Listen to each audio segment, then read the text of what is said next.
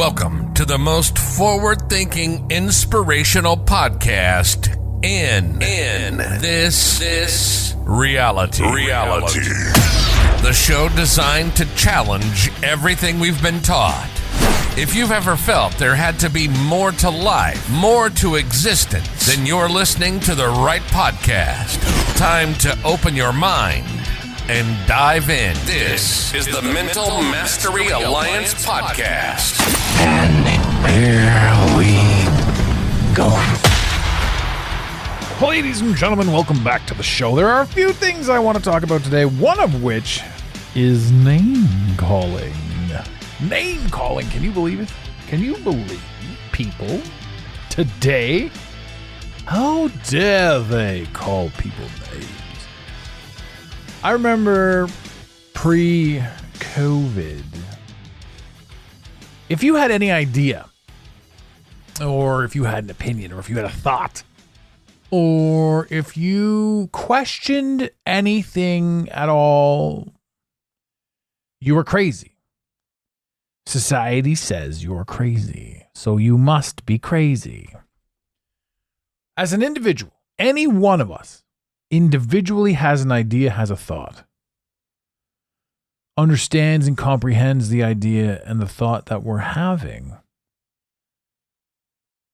stems from the root of the thought, stems from the story we were told. Whatever theory you want to work on, critical thinking has allowed us to understand the story as it's delivered, take pieces of other stories we've heard that are similar, amalgamate these stories, put two and two together, and come up with something that seems more plausible than anything else. Something that sticks properly inside. In other words, something that makes sense. So to anyone that was pre-COVID, a critical thinker, a free thought ingenue, you were made fun of. You were called names. And the funny thing about that is it prevented a lot of us from speaking up, from speaking out. It prevented a lot of us from having the ability to convey a thought or to, I guess, push the 100th monkey narrative. And the 100th monkey being, after a certain amount of people come to an actual spiritual realization or mental realization, there comes a point where that then overtakes the most. I'm not doing it the best justice, but feel free to Google the 100th monkey and what it means. I believe that we've passed that threshold. And we now have the ability to look back on it. A lot of the stuff that we did, a lot of the stuff that we thought, and a lot of the stuff that we spoke on, it was, at least for me, it was stated in such a way that I tried to rebuke anything in the actual statement itself. So if I was putting something down on paper or on the Facebook, I wanted to anticipate the bullshit and word it in. And then, of course, that wouldn't always work. And I also wasn't as articulate back then as I am now, since of all the practice we've had dancing around the Karens. Oh, boy. So maybe some of my stuff came across as aggressive. And I shouldn't say maybe, it absolutely did. I was also kind of a dick. Not pre-COVID, like just pre-COVID, like way before. And that dick was, me being insecure and me overcompensating and me honestly not understanding certain things and me being overbearing because that's what masculinity was at the time because that's what we were fed. You start answering questions and you start going into this ideology of what is. In other words, what we perceive everything to be. You realize, especially now, that the conspiracies all truly existed for a reason. What that reason is at this moment in time, I'm guessing, if I were to take a stab at it right now, if we were at the finish line, would be awareness. Which means, is it possible that everything is happening exactly as it's supposed to happen to make sure that you get to exactly where you need to get to through whatever means you need to get there? Yes. So if we were once made fun of, then us being made fun of for free thinking was the stop. People would mock you and you would have to back off any given topic for fear of what they may say. What might they say? They might say something. Or for fear of where you're positioned, or for fear of the job or the life that you've created and how you might be ostracized. Pre-COVID, most free thinkers were still third dimensional thinkers. And a lot of people are still third dimensional thinkers breaking into the fifth dimension. A fifth dimensional thinker is not too worried about certain things because it's just an absolute inevitability that everything is visibly collapsing in front of us. And there's a meme floating around that I'll probably make the poster for this episode, where it says, if after 3 years you don't have any questions or suspicions, what's that all about? And that to me is huge. That is a massive power shift in the conversation, in the narrative. If you blindly accept what's been rammed down our throats after 3 years of this, and it's not letting up,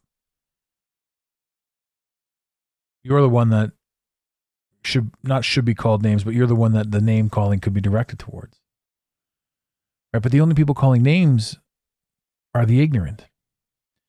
Those who refuse to look and those who refuse to understand or comprehend or expand their own mental horizons. These are the people calling you names. Therefore, because you have your horizons expanded, you wouldn't go back and call somebody else names for not having expanded their horizons. Because what's the point? Dave Chappelle talked about, you don't punch down. And that's 100% the case. So what happens is we now have this group of people who refuses to see things. It doesn't refuse to see things, I guess. I mean, I don't know. I can't really speak on it. I don't know what it's like to be blind in the sense that everything that you could possibly want to know is legitimately out there. You just have to know where to look for it and what to ask. Now, to which somebody would be able to say, hey, whatever you punch into the Google machine is going to give you the answer you're looking for, depending on how you punch it in.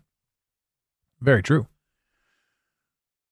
Which also implies that anything that you could possibly think and you could get validation for would then become your truth.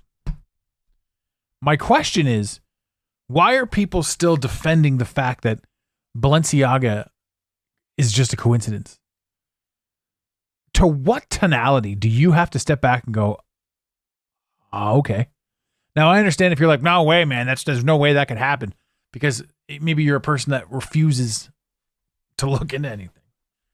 Period. You refuse to look into anything, so you don't know about all the other stuff that's come out and just the piles and piles and piles of disgust that came out of one brand. But it's no surprise when they see things like Balenciaga. Baal is king. And Baal is Satan. And Satan worship runs rampant in virtually everything. And that was weird to say. That would have cost me clients years ago. Because I'm crazy. Crazy. That guy's not wearing a tinfoil hat. He's wearing a tinfoil suit. Can you believe the audacity of a man like that? The very people that run the show, the very people that run the media are also the people that tell you you're crazy if you question anything that they've said. The people that believe blindly, the media, do you need them in your life? They are your mother, your sister, your brother, your father, your best friend. The answer is no, you don't need them in your life. In the capacity that you may think, you're not going to get rid of family. You're either going to show them the light or you're not. But the journey isn't for them. The journey is for you. So in the process of attempting to show them the light or show them something, you learn something more about yourself. And herein lies again the bigger rub. The longer you go down this road, the more you realize that you're working on you. You're working on yourself, your happiness. And ever since you put on that tinfoil hat, tell me you don't feel better. You don't feel more aligned with purpose. That's where we are. We're lining up with purpose. We're finding out what it takes and what's going on. And we understand that everything is working against us. And when you first learn that, you're like, it's crazy. How could they put industrial strength floor cleaner in my Cheerios? And why does the majority of the world say, oh, well, it's only a little bit? And why are we, the free thinkers, supposed to feel like shit for thinking other than what they think?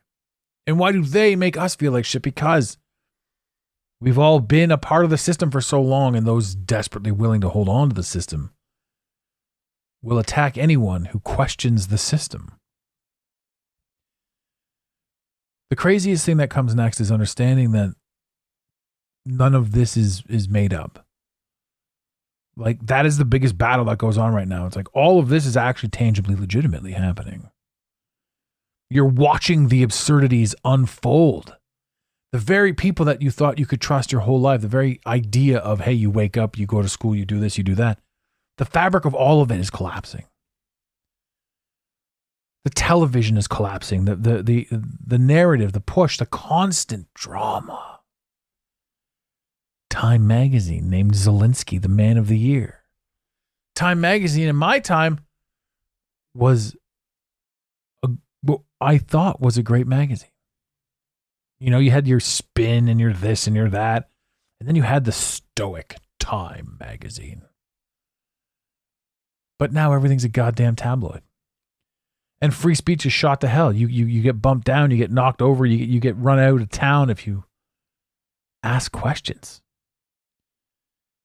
You're called names. There's a ton of people out now trying to defend the idea of what's happening. They're trying to open up things, and they say it with panic in their voice because we feel people won't listen.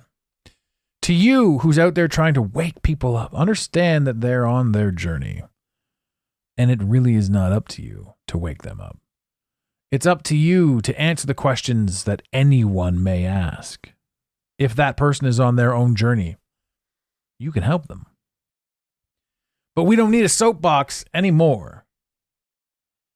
The media has done a good enough job of itself, proving everything that we ever thought and everything that we ever knew. But what comes next is an understanding of, okay, so we understand that it's bullshit. We understand that the world as it was delivered to us is bullshit. What else crumbles? Everything crumbles after that.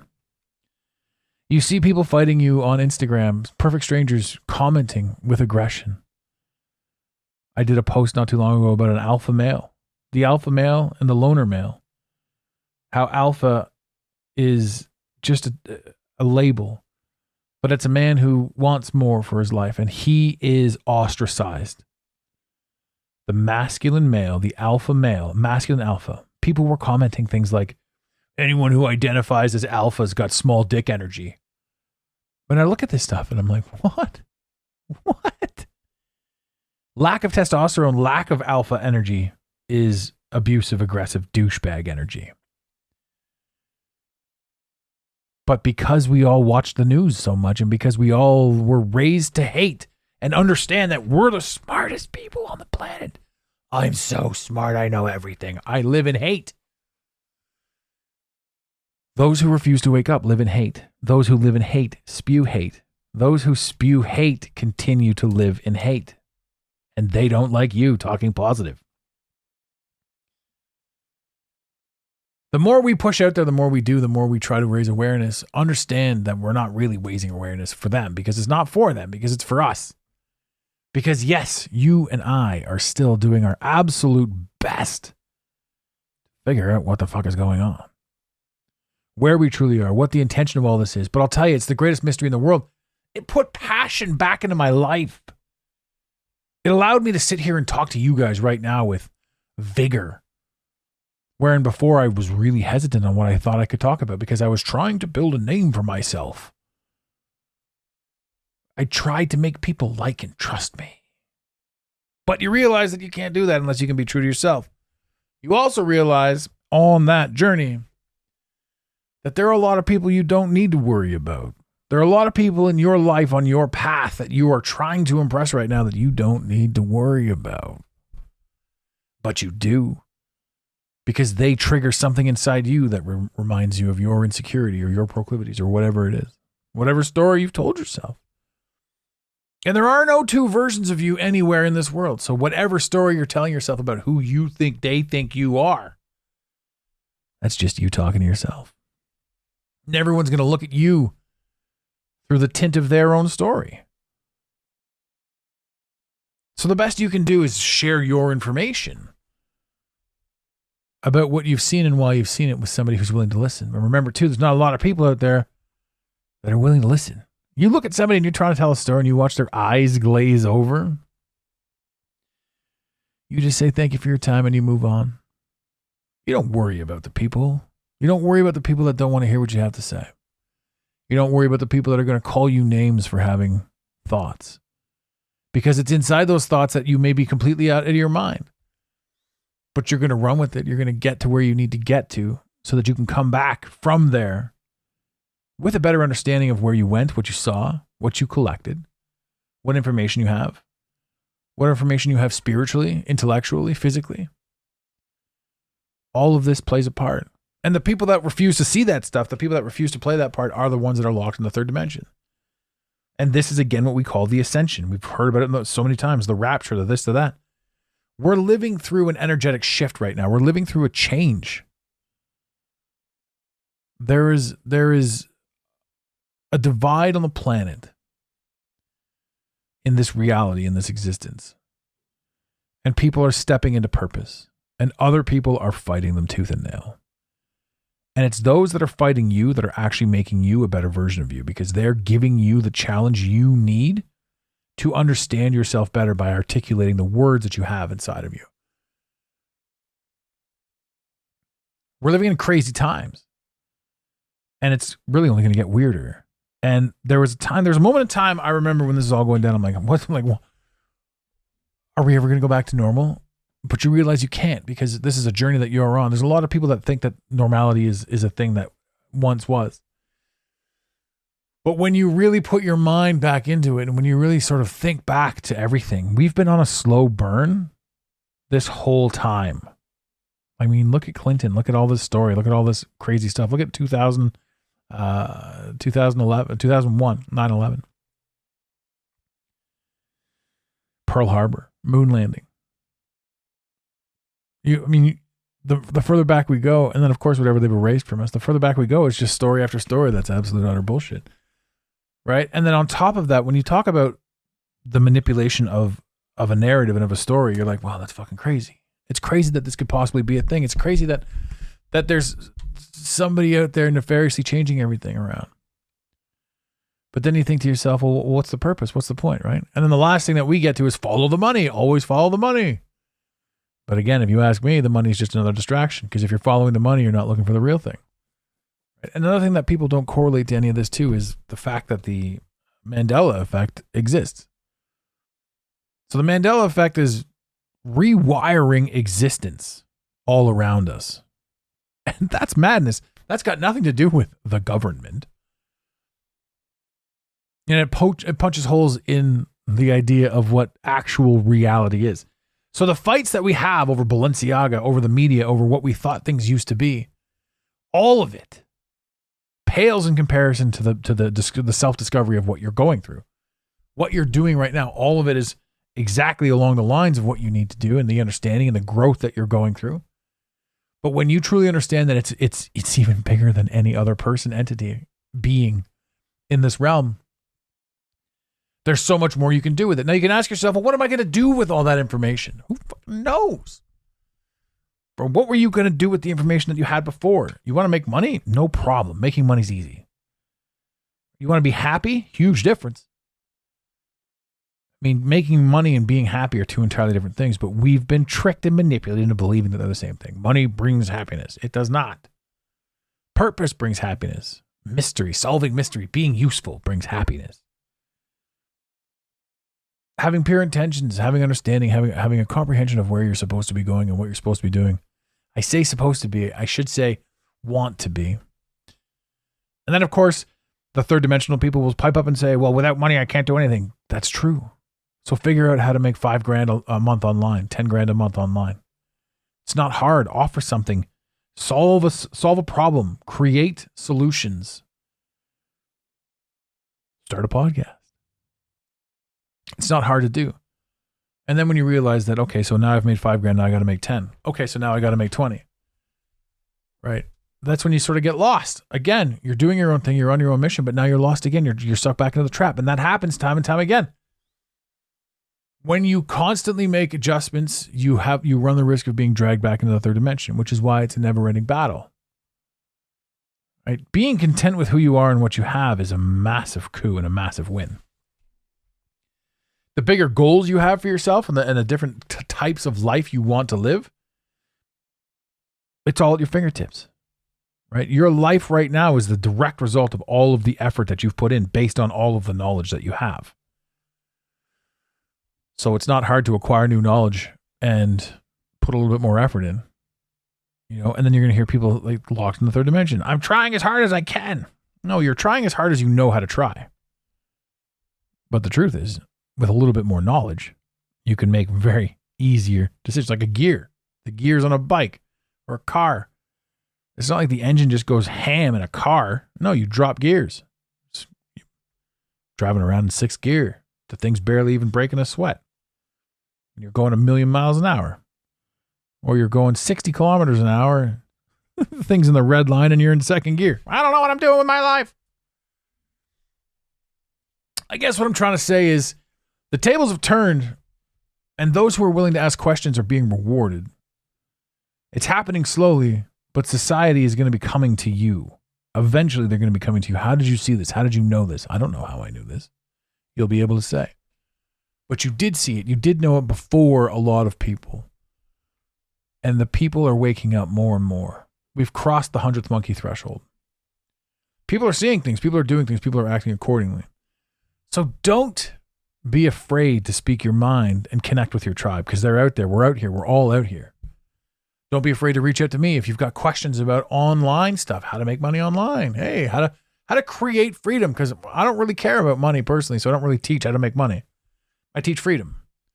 Freedom from an ideology, freedom from a prison, a mental prison that we put ourselves in. The idea, prisoner of our past, prisoner of our wallet, prisoner of our government, prisoner of circumstance, prisoner of location. We kick our asses more than anybody else. We individually beat the shit out of ourselves more than any other entity ever could, but it's intentional. They've put that information into your head to make you feel infinitely small. So we remove that information, add some new information, and show you how it's done. This is what's coming next for the rest of the world. This is the way we elevate. We step up. The third dimension, the fifth dimension are dividing. We're splitting. It's painful. It's not painful. It's beautiful. It's crazy. A lot of people are stressed out. But from my perspective, this is one of the most beautiful things I've ever seen. In all of the chaos, you see the patterns and you see the reason why it has to be the way it is. And it's absolutely beautiful. It's absolutely beautiful. I love this journey. At first, I was in total shock and total chaos and couldn't stand it and was afraid of everything. I couldn't even speak at one point when I cracked out of the third dimension into the fifth. I didn't know what I was talking about. I lost all confidence in everything because my life was destroyed. Simply from perception. There was more. There was so much more. My life forced me into it, as I'm sure yours did too. But I'll tell you, the anxiety and the depression are gone. The comprehension is there. And when you're clear-minded, it's beautiful. You're still your own worst enemy for a while, but you're very kind to yourself moving forward. And when you're kind to you, the game changes. Ladies and gentlemen, in the infamous words of Red Green, keep your stick on the ice. We really hope you enjoyed this episode of the Mental Mastery Alliance podcast. Stay connected with us directly through the mentalmasteryalliance.com. You can also join the discussion on Instagram at instagram.com/the Mental Mastery Alliance. Let the team know you're listening by using the hashtag TMMA or tagging us at the Mental Mastery Alliance. To have your voice heard on the show, leave a voicemail or send a text to 647-338-1265. Long-distance charges may apply. If you love us, leave us a review. If you hate us, you spend your time in weird ways, but also leave a review.